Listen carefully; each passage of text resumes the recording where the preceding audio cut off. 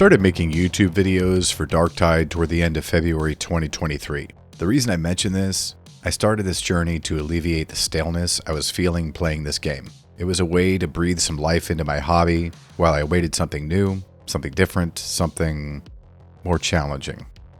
Patch 12 has delivered that in a big way. I'd like to revisit my list of 10 changes I'd like to see in Darktide that I presented in my 6 Months of Darktide video. Having seen it isn't required for this video, but I'll leave a link to it in the corner and in the description for your convenience, or if you're feeling saucy and want to get caught up to the state of the game since release. The first thing on my list was adding subclasses. In the previous 9 months, there have been no additional classes added to the game. To be fair, there have been other issues plaguing this game that are slowly being addressed. From what I recall, Fat Shark wanted to push a new class every quarter.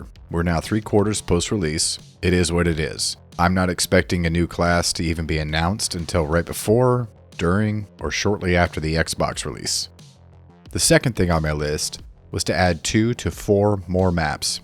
I was watching the first bit of Claysthetics stream the other day. If you don't know who he is, I'll leave a link to his channel in the description. In that stream, a participant in chat said that they'd like to see some maps that take us to an exterior environment.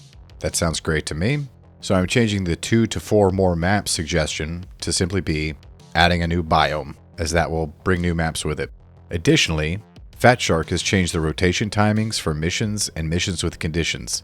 These have been roughly cut in half, providing a much needed benefit to variety within a single gaming session. The third thing on my list was a new game mode. Anything. Maelstrom is a phenomenal game mode if you're looking to subject yourself to some serious punishment. Since patch 12, when I've been playing Darktide, Maelstrom is where I've been spending most of my time. To describe it as challenging is an understatement. It's brutal. In a Discord discussion the other day, it was mentioned that Maelstrom has brought back excitement for logging in and playing Darktide again. I couldn't agree with this more. The variety of modifiers that can be had in this game mode are incredibly varied, and they keep things fresh. There are some new ones, like Nurgle-blessed enemies, where single enemies are empowered, gaining a 35% reduction in damage and more or less being immune to stagger. Or Monstrous, where random specials are replaced with monstrosities that are in a weakened state, giving them 25% of the health they would normally have. Having more than one monstrosity present in a single encounter is pretty common in Maelstrom, and quite frankly, I love it. There are some modifiers that benefit the player, like reduced cooldowns or extra grenades. For those of you who know who Grimalackt is, he has written a post on the Darktide subreddit detailing most, if not all, of the modifiers for Maelstrom. I'll leave a link to it in the description. One issue I've seen with the new Nurgle-blessed mission condition is with mutants. I can't remember if you have to just damage them or kill them outright, but Nurgle-blessed mutants will not let go of their target until you do one of the aforementioned things. In certain scenarios, this will require a person to have to escape out and leave the game due to toughness regeneration. It is comical being witness to your teammates' endless thrashing though. Number 4 on the list was to remove weapon locks for perks and blessings. A bit of a compromise on this one.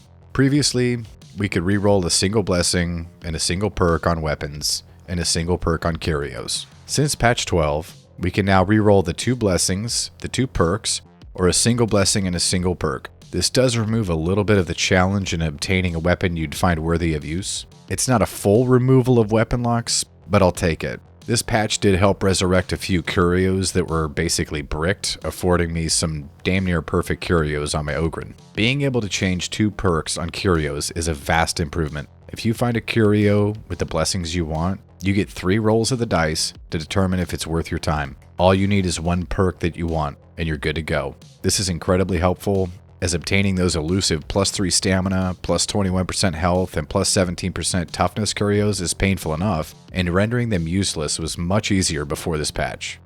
Number 5 was to adjust sinks for resources. In my 6 Months of Darktide review video, I said the following 2 things. 1. Let's take the most expensive option, the Psyker's Mind Witch's Psy-Conductive Armor of Redemption at the cost of 1,550,000 Ordo Dockets. If you are lucky enough to consistently complete high-intensity Damnation Grimoire runs with Hunting Grounds, you will be rewarded 51,870 Ordo Dockets. If you can run this twice per hour, it will take 15 hours of playtime on one character to unlock this single bundle. If you're running 2 games of plain damnation per hour, 15 hours to gain this cosmetic set jumps to about 39 hours to complete on one single character for a single bundle of 3 cosmetics. The other thing I said is if we're going to play the gambling game and not remove weapon locks, we need to be swimming in resources. So, for the first statement, since the implementation of the in-game currency cosmetics shop, you have been able to purchase any of the cosmetics for any character while on any character. This still didn't change the fact that you had to get enough ordo dockets together on a single character for the purchase. With patch 12, all of our resources are shared across characters. This is a massive change and has been a long time coming. For the second statement, when utilizing the quick play feature, you will be rewarded with a 10% increase to diamantine, ordo dockets, and plasteel upon completion of the mission. You will also get an additional plus 20% experience, which will only be useful when leveling up, unless Fat Shark implements another system for leveling beyond 30. Having a shared resource pool, plus the ability to gain plus 10% to resources, isn't addressing the problem with resource sinks per se, but it is helping to relieve the cause. These 2 changes were fantastic. The 6th thing I said was the ability to work toward desired blessings. This is still a pain point for me. Anecdotally, since patch 12, I think I've seen more tier 4 blessings than I have in some time. That being said, I still would like the ability to target a blessing I'd like to work toward. Reginald, a fellow Darktide YouTuber, mentioned that he'd like to see some requirement met per week that will allow you to pick a blessing of your choosing. Perhaps completing a number of Auric Maelstrom missions would work. If you don't know who Reginald is, I'll leave a link to his channel in the description. Honestly, anything that would allow us to get those elusive blessings whose acquisition are solely RNG dependent would be great. Number 7 on my list, Steam Crossplay with Game Pass. On June 27th, we got patch 11, which brought crossplay with Game Pass. I'm glad this happened, but probably not as glad as those folks who were playing on Game Pass. That's about it for this one. Concerning patch 11, this also brought a new modifier, Elite Resistance, which I avoided like the plague. It was bullet sponge-esque and only served to make gameplay more annoying than difficult. Thankfully, Maelstrom missions gave us loads of modifier combinations with frequent rotations that brought a lot of that pucker factor back into gameplay. Patch 11 also provided a fix for the end fight in Enclave in Barros. I had the opportunity to play this map on high intensity damnation recently. It was much better. Enemies come from everywhere, and no more door, fence, gate, whatever you want to call it, camping. To sum up patch 11, I haven't had the opportunity to check out the changes to the recon lasgun or revolver, but I did look at all of the changes that affect Ogren weapons. You'll find a link to it in the corner.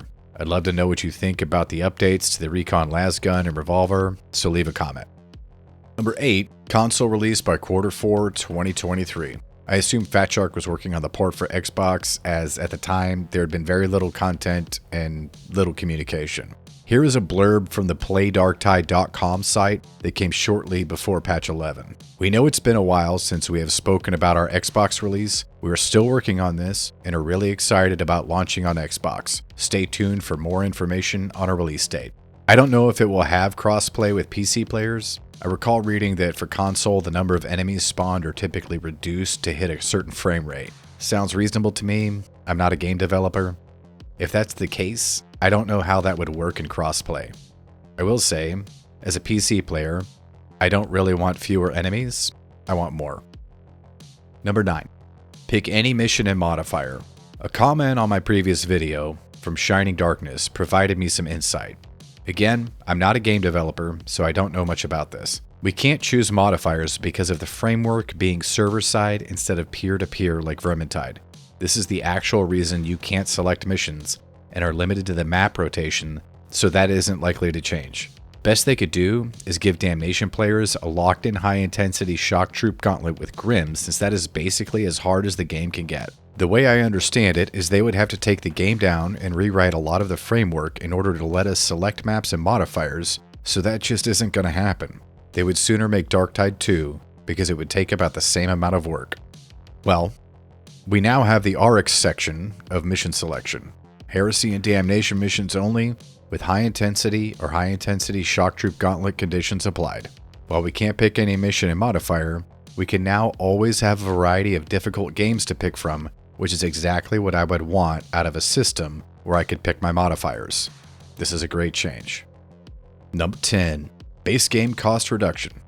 While I feel a discount to the base game will bring in fresh players, I don't see a reduction in cost coming until the Xbox release or the release of the game's first DLC. Who knows?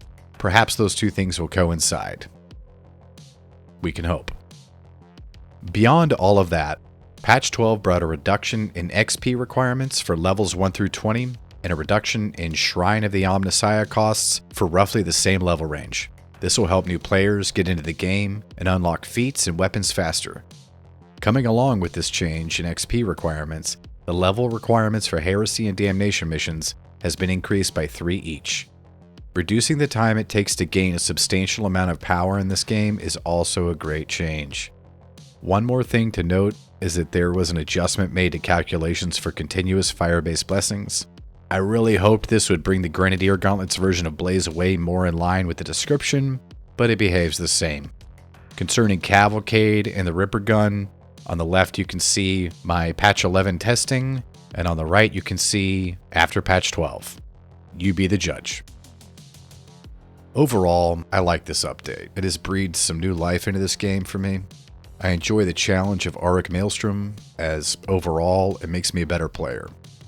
What do you think of the changes brought with patch 12 and patch 11? If you're a Game Pass player, what was your experience with the addition of Crossplay? Are you happy with the changes to the crafting system, flawed as they are? How do you feel now that you can earn resources for all of your characters regardless of which one you play? Leave a comment and let me know. Thank you for taking the time out of your day to watch. I certainly appreciate it. And with that, I'm out.